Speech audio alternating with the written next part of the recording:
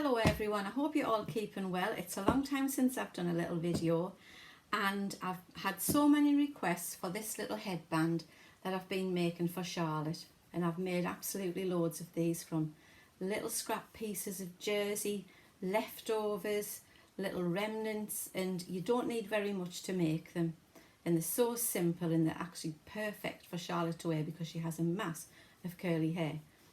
And you can make them for adults too. This is one of mine. Obviously a little bit wider than Charlotte's, but very, very simple to make out of just leftover bands of jerseys. So I've got a skirt in this, so this is one of my headbands that I sometimes wear with it. So what you need to do is have a measurement of your head, a child's head, your own head, and I've measured Charlotte, and Charlotte's head is 18.5 inches, so I'm going to cut a rectangle 19 inches. Now you can make the bands narrow, you can make them wide, just depends what little piece of fabric you've got.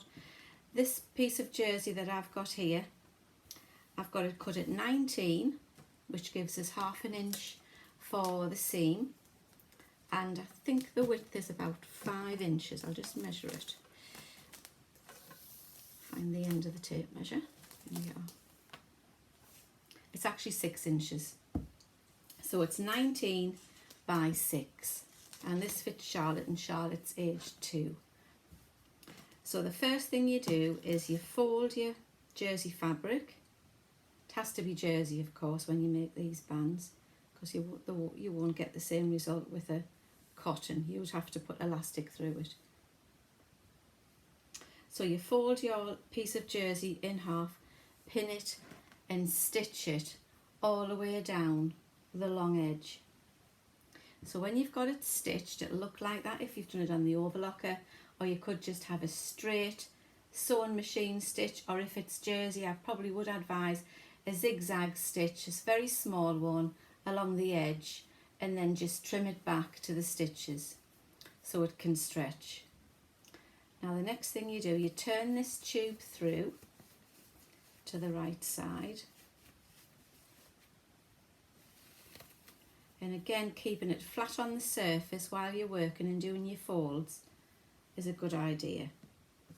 So I've got the fold of this where you can see on the camera, and I tend to work like this as well when I actually make them. So this is now just hand pressed to the surface, and then this piece comes over to the edge of this piece, and where you want this corner to start is the central point of the piece that you've got laying flat. So this corner goes into the center, so it actually hangs over the side. I hope you can see that. So that one goes into center, so I'll just do it again. So you take your corner, and this corner goes to the center point of the piece that you've got lying flat, and then that lies over to the side, so it looks like that.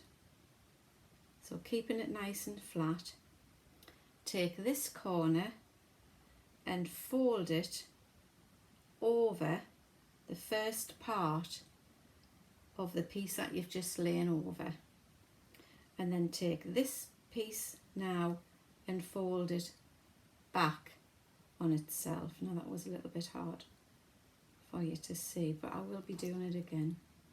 And then you pop a pin in, and then you just give it a test like that. What you don't want is a twist in this part of the band when you've turned it, just to have a look. So I'm just going to repeat that little process because it was quite difficult to understand first time. So take the band, take the corner, remember have your seam running along the outer edge, take the side that's not seamed and pop it to the center of the piece that you've got laying down, so it's sort of staggered like that.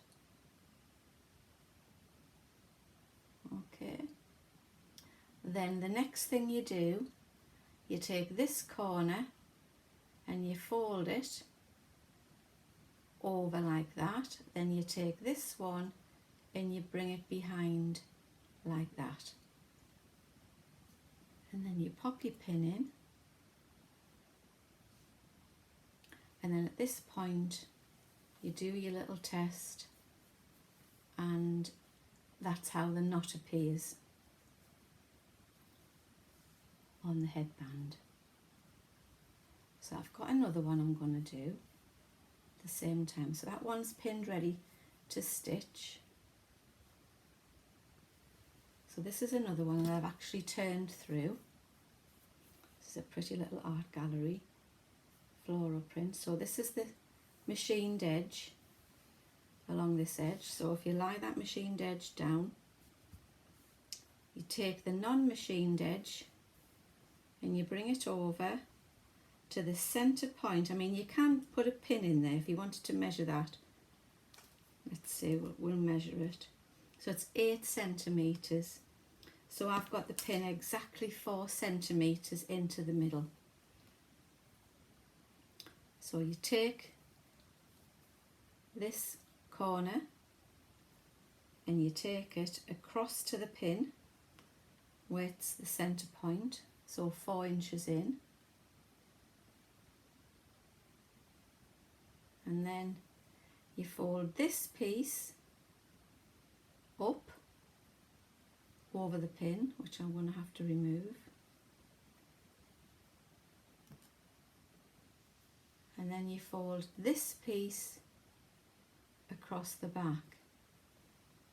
So what you've got is a series of folds like that, and it's important to get them the right way, because what you don't want is this part of the band, as I was saying, to twist.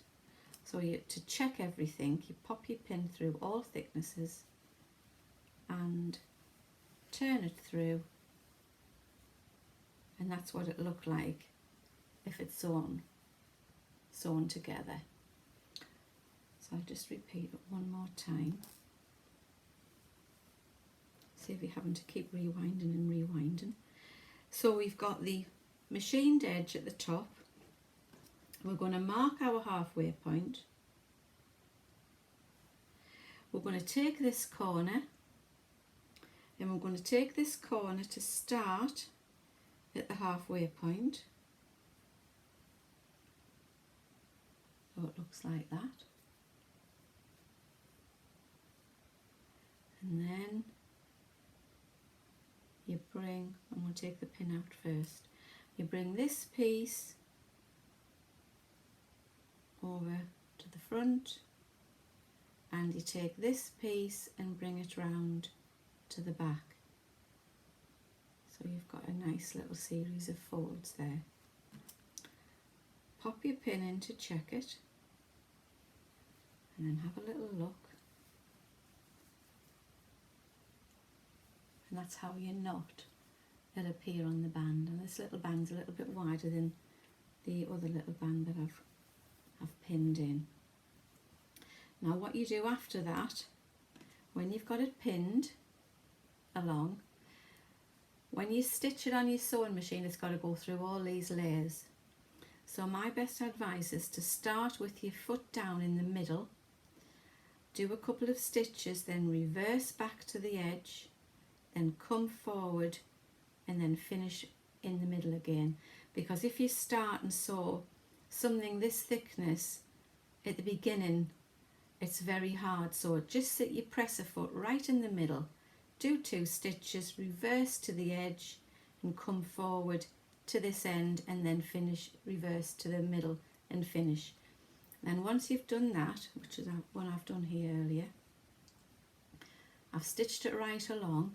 Get your scissors and cut quite close to the edge of the stitches, because what you don't want is to see a lot of seam allowance underneath the band. It doesn't look very pretty.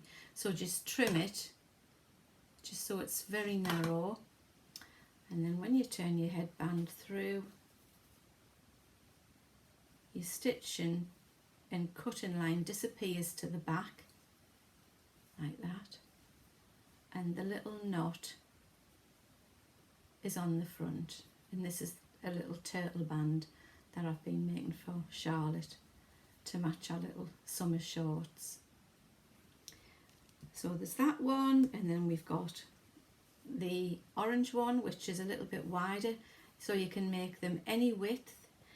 Maybe start off making them maybe 5 or 6 inches, and then obviously it halves down to the size. But this little narrow one, I'll have probably got a tiny little bit left, and this has been a 4.5 inches rectangle by 19, which makes it quite a slim band.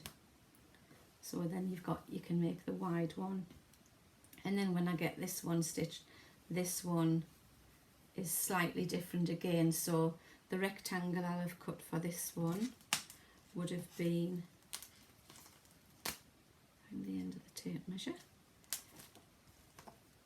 So the rectangle for this pink one would have been 5.25 inches. It's just really offcuts of what you've got, and you can make them into any size and any width of headband.